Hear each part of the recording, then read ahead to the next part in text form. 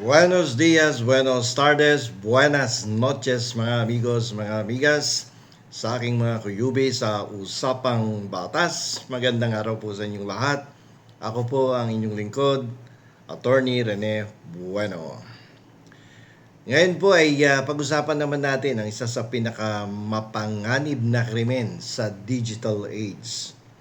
Yung tinatawag nating disinformation, yung pagpapakalat ng mga maling balita, yung fake news.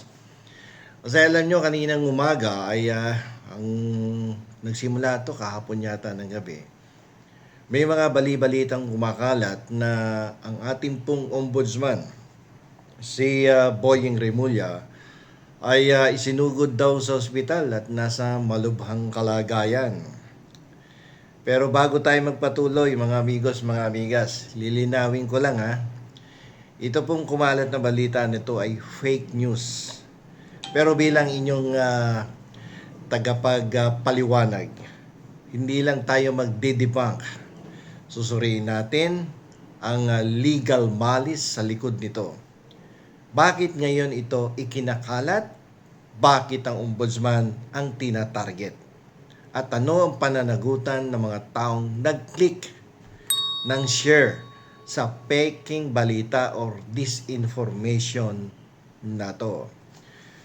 Alam nyo po, itinuturing nating mapanganib ang fake news. Mapanganib ang fake news sa public officials. Sa batas po, ang paninirampuri sa isang ordinaryong tao ay masama.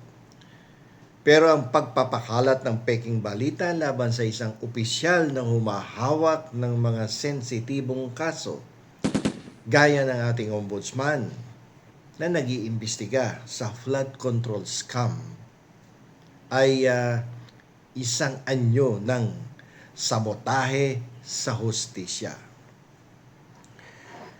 Kapag ang sentro ng fake news ay isang public official, hindi lang po ang tao ang tinitira.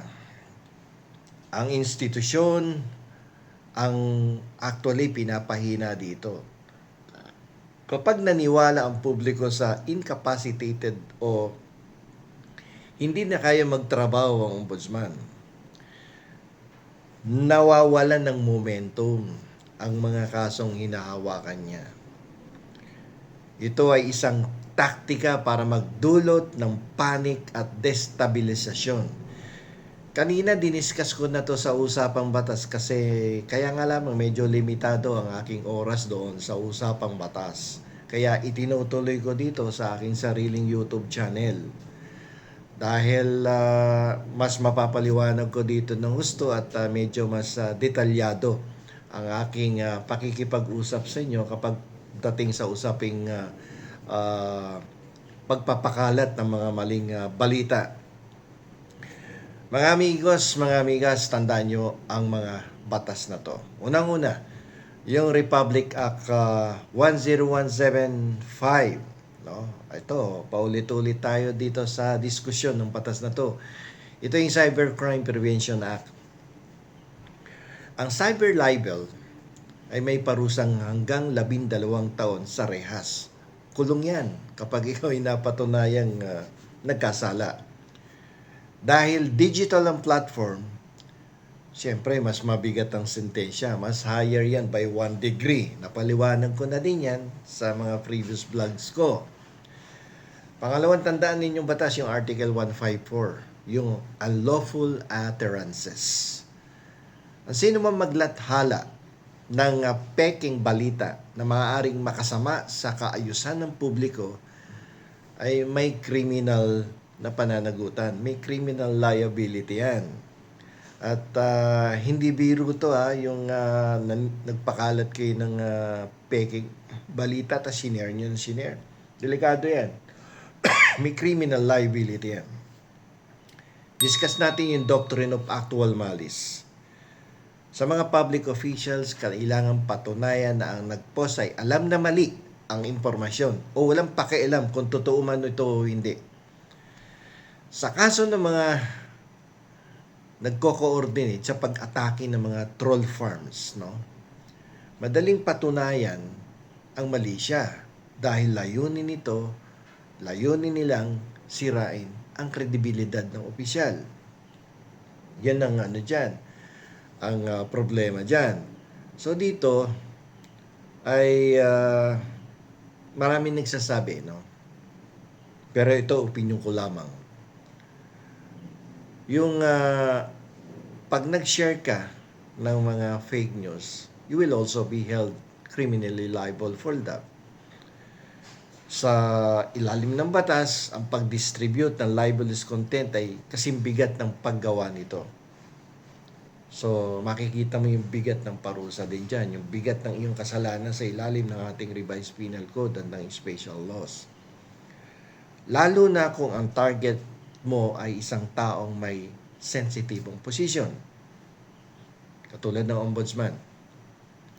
Ang bawat share nito ay nagiging bala para sa mga taong gustong itago ang katotohanan. Kapag pinatay nyo ang kredibilidad ng ombudsman sa pamamagitan ng fake news, dito tinutulungan nyo ang mga korap na makatakas sa kanilang pananagutan. Okay? So, kung alam nyo namang fake news na yan, wag na ninyong isi-share yung impormasyon dahil baka mapahamak din kayo sa pag-share ng mga peking balita. Yan po ay ipiniliwanag na ng ating Korte Suprema sa isang kasong kanilang dinesisyonan ngayon at nung nakaraang taon. Okay? So, delikado po mag-share ng mga fake news. Katulad nitong ginagawa ng mga taong galit kay Ombudsman Remulla na siya ay isinugod sa ospital at nasa critical na kondisyon. Gusto kong itanim ninyo ito sa inyong isipan, sa inyong utak. Ang katotohanan ay ang pundasyon ng ating batas.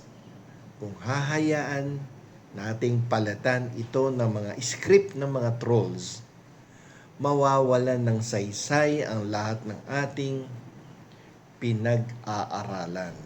At parang lalabas din na tayo ay walang pinag-aralan kapag nag-share ka ng mga peking balita.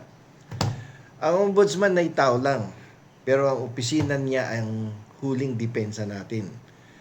Laban sa mga magnanakaw, laban sa mandarambong sa gobyerno. Ang pagpapakalat po ng fake news tungkol sa kanyang kalusugan kay ombudsman ay hindi lang political. Ito ay pagtataksil sa ating karapatan sa tamang impormasyon. Mali yun. Na alam mo yung tao, ang lakas-lakas sasabihin mo sinugod sa ospital. Mali yun. Maling-mali po yun. Huwag kayong maging biktima. Huwag kayong maging kasabwat sa pagpapalaganap ng maling impormasyon. Maging matalino bago mag-click, bago mag-share. Dahil sa dulo ng araw, ang hustisyang hinahanap ninyo ay nakasalalay sa katotohanang pinoproteksyon ninyo.